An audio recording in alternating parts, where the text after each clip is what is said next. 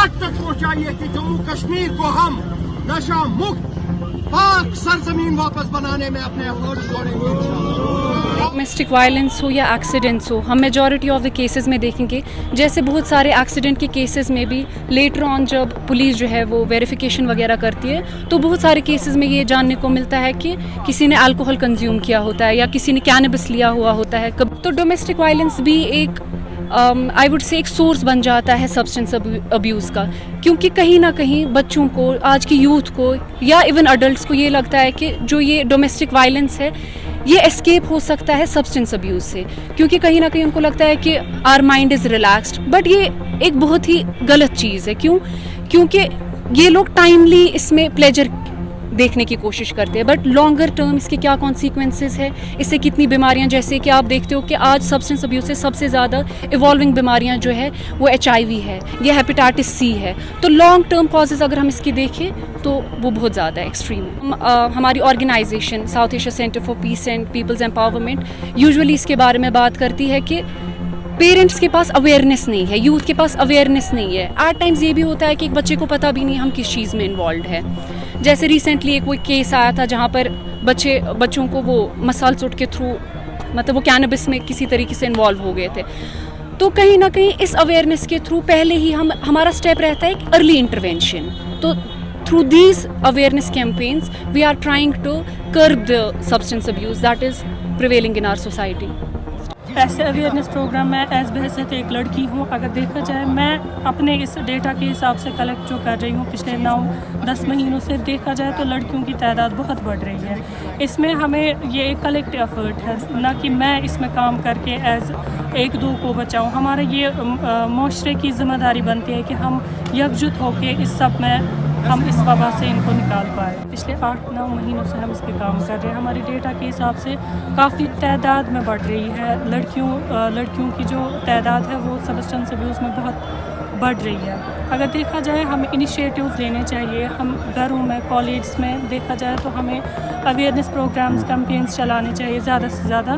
اور اپ برنگنگ کی بات اگر کریں پیرنٹس کو, بالخصوص پیرنٹس کو, گائیڈس کو, جو بھی جن کے زیر پرست بچے ہوتے ہیں ان کو چاہیے کہ اپنے بچوں پہ چھوٹی سے چھوٹی بات پہ نظر رکھے. ان کے موڈ سوئنگس ہے, ان کے جو کچھ بھی وہ ایکٹیویٹی دن میں کرتے ہیں اسکولس میں, کالج پہ, ان پہ خصوصاً نظر رکھے. Signature campaign against drug abuse and substance abuse, یہ پروگرام آرگنائز کرنے میں Asian institute of transport development, ASRTU, AIMTC, motor vehicle department, satsang foundation, future forum international اور الائز آرگنائزیشنز جو سوشل سیگمنٹس پہ کام کر رہی ہیں, یہ ایک کلیکٹیو ایفرٹ ہے, کولیبریٹیو ایفرٹ ہے.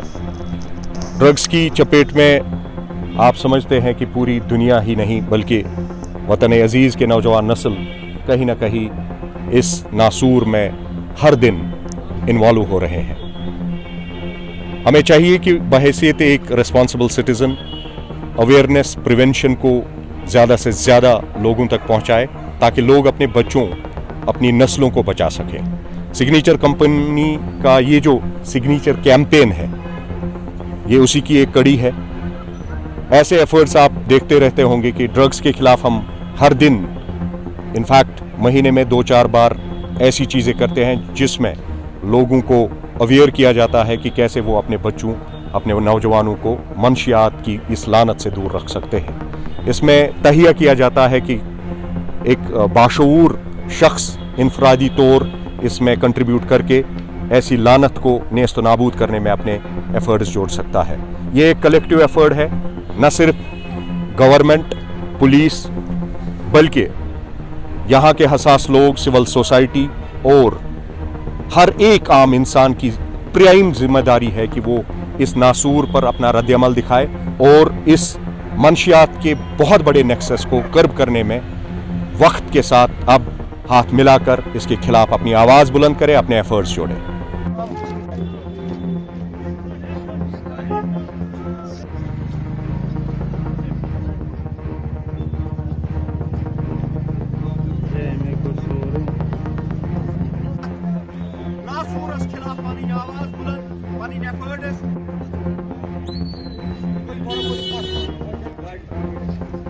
غلط نہ ہو. آج بھی ہمارے بچے کر رہے ہیں اور